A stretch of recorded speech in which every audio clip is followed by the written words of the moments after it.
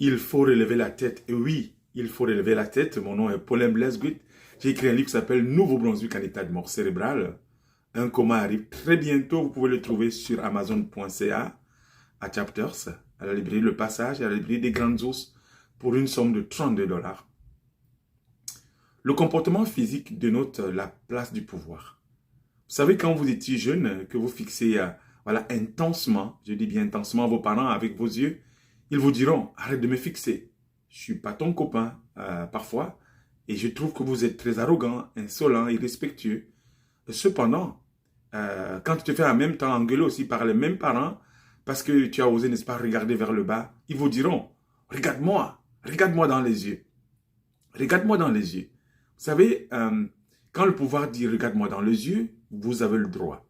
Si le pouvoir vous dit, n'est-ce pas, regardez-moi dans les yeux, pour ceux qui nous dirigent, là vous avez le droit. Mais si vous fixez en face au pouvoir, il va vous dire, mais il va vous matraquer, emprisonner, je dirais aussi, j'ai envie de dire même, vous allez recevoir une grosse amende qui va être très très salée.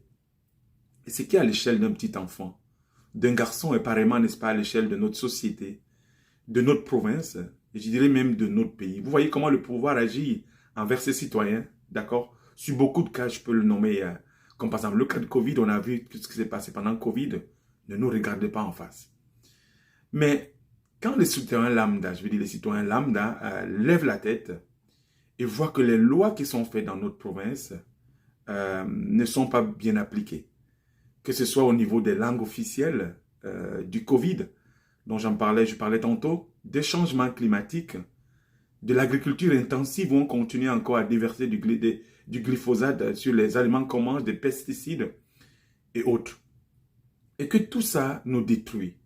Et ils ne prennent pas en compte, n'est-ce pas, la protection de notre environnement, de la planète. Les populations savent très bien que toutes ces lois, parfois, nous mènent dans le mur. Et en ce moment-là, vous êtes traités de complotistes, parce que ça c'est le nouveau mot maintenant de beaucoup de gens. Complotistes, d'arrogants, d'insolents, je dirais même des négationnistes. Et alors là, il va falloir, n'est-ce pas, en découdre avec vous pour en finir. Parfois, vous mettre en prison ou vous fermer la gueule. Excusez-moi l'expression, mais vous fermez la bouche. Et pourtant, ce que j'ai appris avec le temps, c'est que pourtant la démocratie ne s'exerce que s'il y a une forme de communion.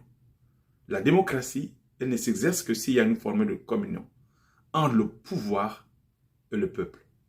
Et sa définition est vraiment claire. Hein? Et parfois, c'est pas ce qu'on voit. On voit que entre le pouvoir, n'est-ce pas, et la société, c'est pas la communion, ce sont des déchirements, ce sont des mésententes. Je vais vous faire une confidence. Cette communion-là est rompue aujourd'hui. Et on le voit partout dans le monde. Hein? On peut voir en France avec n'est-ce pas, des marches depuis certaines semaines, n'est-ce pas, on parle de la question de la retraite, on peut le voir dans le monde entier parce que les gens en ont absolument marre. Et, or, ce qui est patent dans tout ce que je vous raconte dans le cas de la gestion du pouvoir de notre gouvernement, c'est que parfois, son chef se barricade dans le château fort, n'est-ce pas, je vais dire, de sa position statutaire, parce qu'il a quand même un gros pouvoir, d'accord? Et je vais vous dire une deuxième confidence. Vous savez, quand le divorce devient trop grand, entre deux légitimités, on entre en ce moment-là dans une crise profonde, et c'est cette crise démocratique qu'on vit aujourd'hui dans le monde entier, et c'est ce que vivent nos sociétés maintenant, partout. Il y a des grèves, il y a le ras-le-bol, les gens ne vivent plus, les gens ont de la misère, n'est-ce pas, à finir les fins de semaine, les gens ne sont plus capables d'aller en vacances. Les classes moyennes sont en train de disparaître alors que c'était des classes fortes qui pouvaient contrer, n'est-ce pas, ceux qui sont riches et nos gouvernements. Et c'est ce qui fait qu'on rentre dans ces crises profondes parce qu'on voit avec l'accumulation, n'est-ce pas, des rancœurs toxiques. Et je pense que le temps est venu, n'est-ce pas, des simples révolutions. Et là, c'est ce que j'appelle, n'est-ce pas, des révolutions intellectuelles et culturelles. Et si vous avez écouté ma précédente vidéo, j'ai dit je crois aux institutions, je crois aux institutions parce que ce sont des institutions publiques qui gèrent la société et on en a besoin.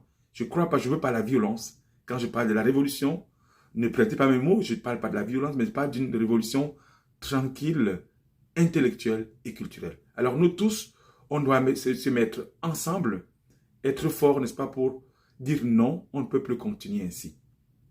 Eh bien, si les hommes au pouvoir pouvaient prendre, je dis bien, 1 minute de leur temps, regardez ce qui se passe autour d'eux. Je vous avoue, et je vous assure même en même temps qu'ils prendront, n'est-ce pas, plein la figure. Et en ce moment-là, ils pourront comprendre beaucoup de choses. Parce que je pense parfois qu'ils naviguent, n'est-ce pas, sur le vide. Ils ne comprennent pas réellement qu'est-ce qui se passe par rapport à leur circonscription, à la société, à leurs voisins, à leur voisinage. Parce qu'ils sont parfois partout et nulle part. Je pense que s'ils font et qu'ils prennent, ils prennent un temps comme ça pour comprendre ce qui se passe, et mon impression c'est qu'ils gagneraient beaucoup en respect et considération. Vous savez, la majorité de celles et ceux qui nous gouvernent sont calcinés. Je pèse vraiment mes mots, parce qu'ils ont trop cru en l'hégémonie du pouvoir, qui leur a été, n'est-ce pas, donné par les citoyens, afin, n'est-ce pas, de pouvoir nous gérer. Mais eux, qu'est-ce qu'ils ont fait? Ils nous contrôlent. Alors nous sommes dans un monde où il va falloir, je dirais, relever la tête, quel que soit le prix à payer. C'est le seul moyen, je crois, de sauver le vivant et de prendre soin, n'est-ce pas, du peuple que nous sommes. Et parfois, je me pose quand même la question sur notre devenir. Et enfin, surtout, sur celui des générations en devenir, qui sont nos enfants. Il est grand temps de se mettre debout et de bousculer, n'est-ce pas, l'ordre qui est établi depuis très longtemps, parce que depuis 50 ans, toutes leurs actions ne fonctionnent pas. Mais quant à moi, je me bats pour la pluralité de l'opinion dans mon pays, le Canada, et surtout dans ma province de Nouveau-Brunswick. Alors, comme je vous ai toujours dit, ça c'est ma 3e confidence, battez-vous. Battez-vous, n'est-ce pas, contre l'ordre établi, et nous avons besoin, n'est-ce pas, d'une révolution intellectuelle et culturelle. Parce que les résistants ne restent pas taiseux face au drame de l'humanité, face, n'est-ce pas, à une certaine élite, voilà, politique qui nous impose jour après jour des choses sans qu'on ait un seul mot à dire. On dirait que nous, on n'a pas fait les études, on ne comprend absolument rien. Le peuple souffre de ne pas, voilà, être suffisamment écouté, associé aux grandes décisions. Comme par exemple la gestion du Covid, je dirais aussi le prix du carburant qui monte et qui monte et qui monte. L'inflation est là, le panier d'épicerie qui ne fait que monter. Alors, si rien ne change, on continue à aller dans le mur. Et alors, allez sur Internet, les amis, cherchez une association, voilà, des communautés, voilà, des gens qui veulent le changement. Inscrivez-vous et soyez ce changement-là. Apportez, je dirais, votre pierre angulaire comme un pionnier du changement. Nous avons besoin d'un nouveau mouvement politique. Et nous avons besoin d'un nouveau mouvement politique. Il est temps. Parce que tout ce qui nous arrive depuis plus de 50 ans, ce sont leurs actions. On ne peut pas continuer comme ça. On ne peut pas, ils ne font que actionner, n'est-ce pas, les mauvaises décisions qui ont été prises. Et les résultats sont catastrophiques. Alors le leadership, le pouvoir et l'inspiration peuvent venir n'importe où. De vous, de quelqu'un à côté de vous. Mais nous avons besoin d'un nouveau départ. Une nouvelle voie, une nouvelle vision. Alors mon livre, Nouveau-Brunswick en état de mort cérébrale, un coma, arrive très bientôt.